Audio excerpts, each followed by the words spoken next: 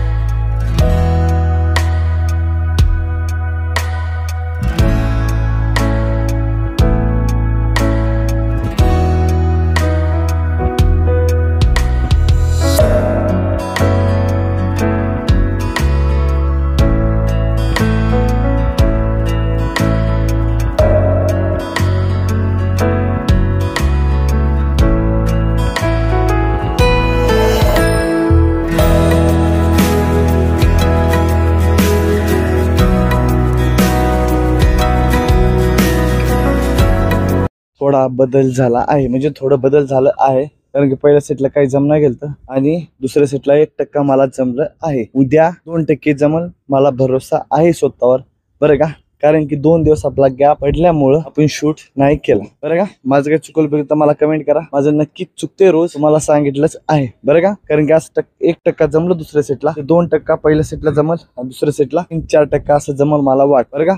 उद्या बघू का होती का. आपला एपिसोड आहे 117वा. मी चेक करतो पहिलं, तुम्हाला लगेच सांगतो की काय काय नाही. तर आपला एपिसोड बरोबर आहे, 117वाच आहे बरं का. माझं काही चुकलं पैकी तर मला कमेंट करा.